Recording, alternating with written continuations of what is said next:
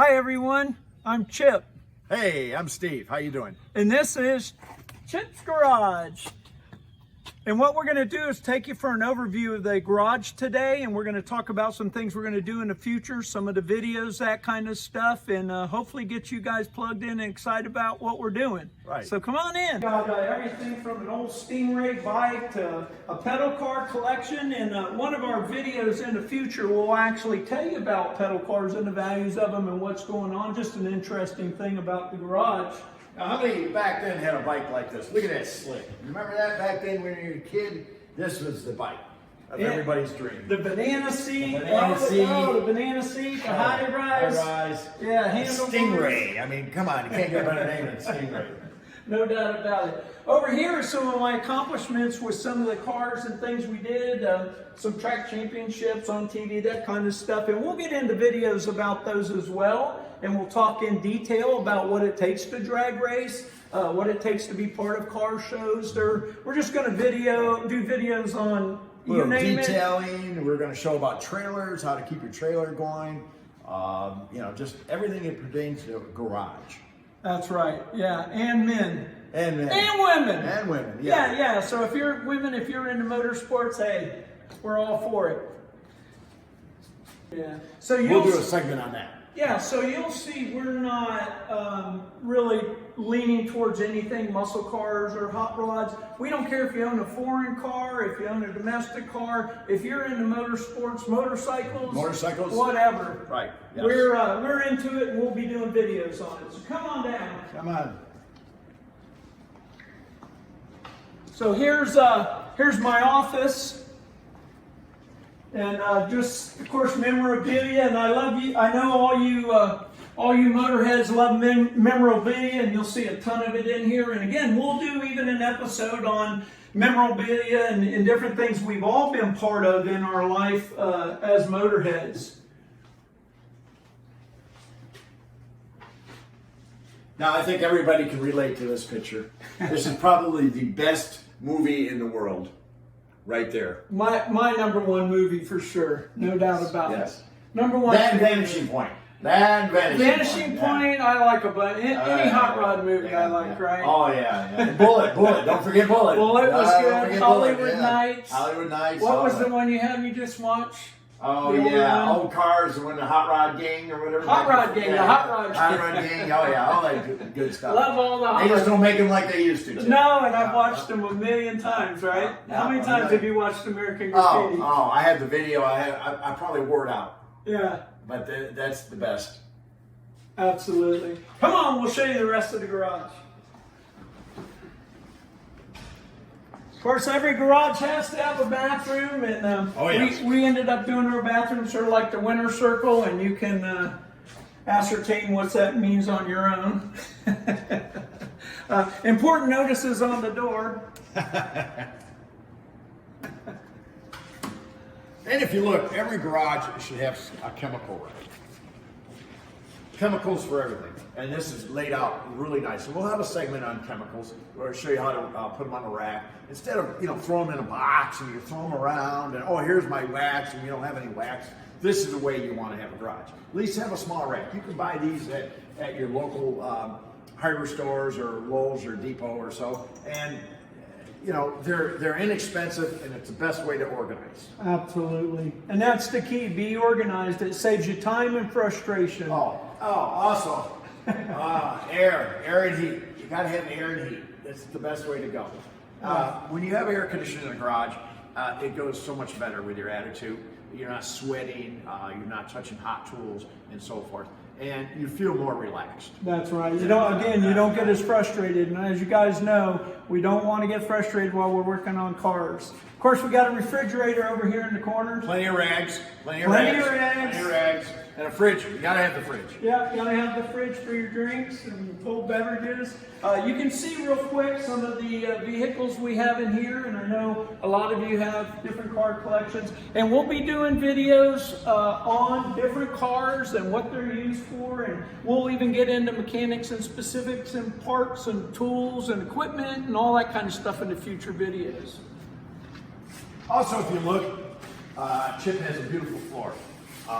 Having a poured floor like this over concrete is the best way to go. If you just had a bare concrete floor, we could talk a little bit about it, it would just create dust. Now you have this floor with the particles in and all that, and a little bit of clear over it. It's a really way to go. It's an inexpensive way. Today's epoxies are just amazing what they put on these floors. Amazing, and we did this ourselves, so we saved a lot of cost on it. And I was amazed at how quickly and easily oil cleans up. It doesn't stick, it comes right off, it's completely dry once you wipe it up, so it's amazing. Right. So of course here you can see the workbench and the tool areas. And again, very, very organized. I don't know, again, most of you, I would believe, and Steve, I think you're like this, we all love stickers. Stickers. So you just can't have enough stickers, right? Show all the stickers here. I like this one. Eat my shift. That's a good one right there. But I think crane cams, MSD, they've been around for years. All of us hot rodders know those stickers. Sunoco race fuels, that's for the old hot rodders right there.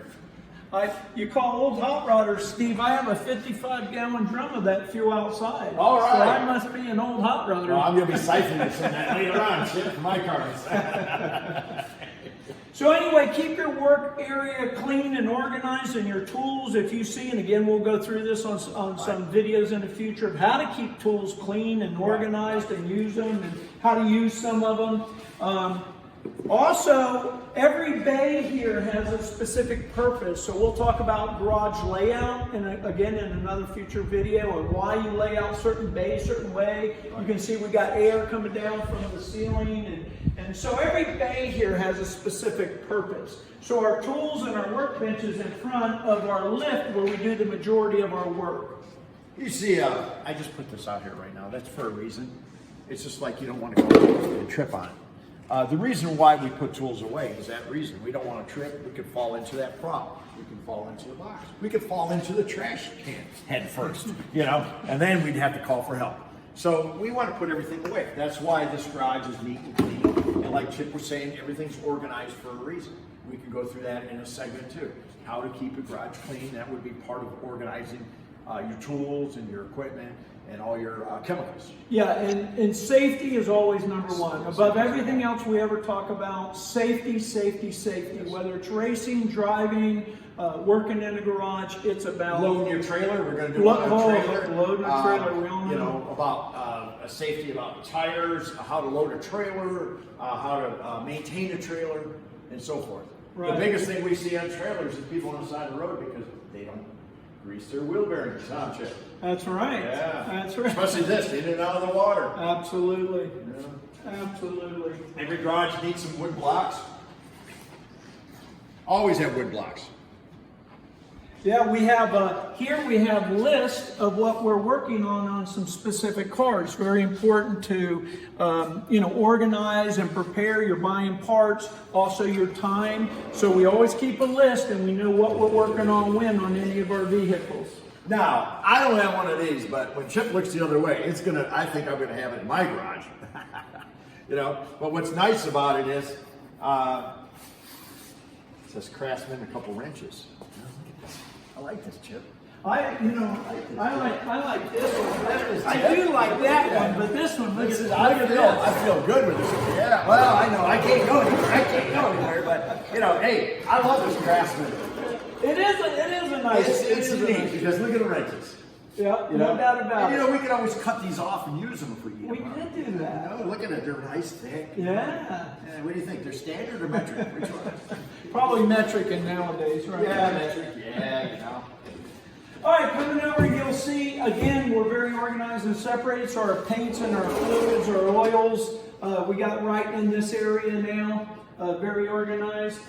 Here's something, and I know you know this, Steve, this is hugely important. These are our work trays, and we're able to roll them down, they're up and top. Again, you'll see everything's organized. And when we're working on something, we can lay our tools on these, our parts on these. If we got a car up in the air on the lift, we're able to work underneath it. We're not going back and forth, and it's also easy to keep everything organized. So, hey, where'd that nut go? Steve, did you do something with that bolt and nut I had? It's on the ground. Yeah, it's on the ground or kicked over there under the boat. But instead, we have them in our work tray, so very, very important to have.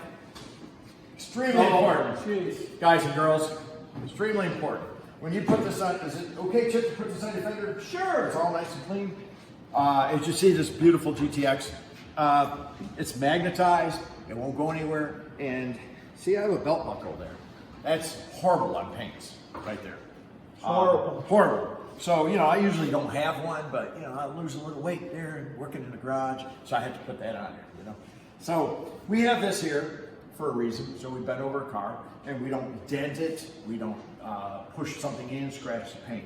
Always put a car cover on. If you don't have a car cover, get a blanket. Go in the house, ask your wife or your girlfriend for a blanket. Ask your mother. Your mother will make you a quilt or something for your car, won't she? Absolutely. You know, Mom. Of course they will. Mama. And she'll cook you a good dinner, too. Yeah. There you go.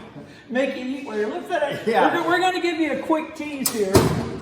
We're not getting into any car today, but we just wanted to give you a quick tease. This car has been a 3-year ground-up restoration.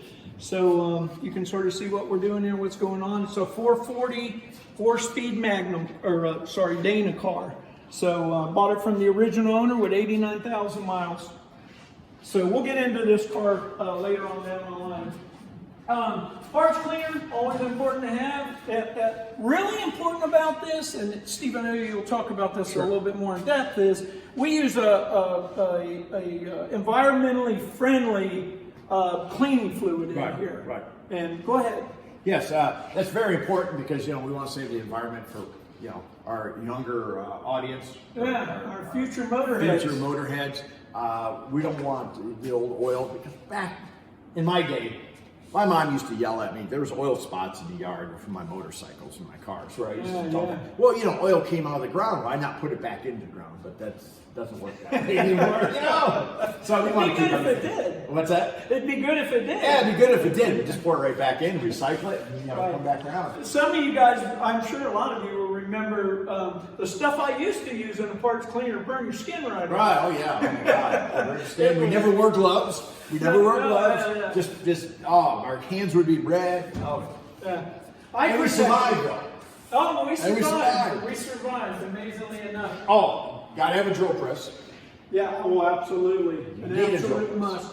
And we use drill press, and we'll get in again to equipment in other episodes, but have the different type of tools that you need to be able to hold stuff safely and appropriately with the drill press.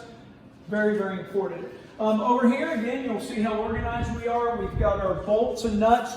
Huge, very important. You know how much time you can save yourself, and not only time, but make sure you're using the right. You'll see everything's labeled. You use the right bolt and nuts and washer. You know, that would be a good episode, Steve. Sure, people don't know the differences. Some people don't in bolts and nuts. They have things, identification marks on the end of them that tells you what they're used for, their strength, those kind of things. I'm lucky. Right down the street from me, they just put a true value in.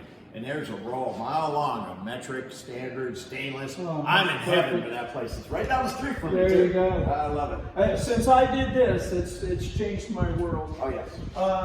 Obviously, we have a press, very important. We also have, for our oil changes and transmission fluid changes, those kind of things, and these are very important. Very important. Obviously, get rid of your oil properly, right? We take it down to the local auto parts store, and there's other places that will take your used oil. Of course, we have our press. And over here, I have extra parts. Now, these parts are also more organized than maybe they look. This entire shelf is for my 71 Duster over here, if you want to show that real quick. And this entire shelf here is for the GTX. So I have all the parts organized. Keep everything separate. Because, let's see. Did this go on the boat? Did this go on the Duster? It's the carburetor on the Hellcat, huh? That's where it went. Right, sure. Go ahead. I was going to say, most important, another one is a welder. Mig Welder and torches. Mig Welder and torches. All right, so get a good set. Don't cheap out on a Mig Welder or torches. Right. Don't buy something inexpensive. Don't buy something that just doesn't have a brand name. If you're going to go the extra mile, buy something that has a brand name, and always look at the reviews. Right, and this is a Mig Welder, and I did TIG. check the reviews. It was the hottest thing out. It's called the Rebel, and it's worked beautifully for us. We've had we don't do heavy industrial stuff here. It's a personal garage, and all our videos are just going to be from a couple old motorheads. Yeah, and so it'll just be old real stuff. Right. Down here, of course, all of us have extra blocks and transmissions and different things laying around, and pick it up. Pick it up. Here I do have a welding bench, so if I have to do anything on a bench and I need to be able to hold it, and it's important to have those, and they really need to be specifically engineered to do welding properly for safety more than anything else. It's important. Well, I think we're going to wrap it up here today, Steve. We're going to wrap it up. This was just an introduction to show you about Chip's Garage. The videos to come will all be very specific. And what we've mentioned many things we're going to be doing videos on. So I hope you enjoyed it. And I'm Chip. And I'm Steve. And this is Chip's Garage.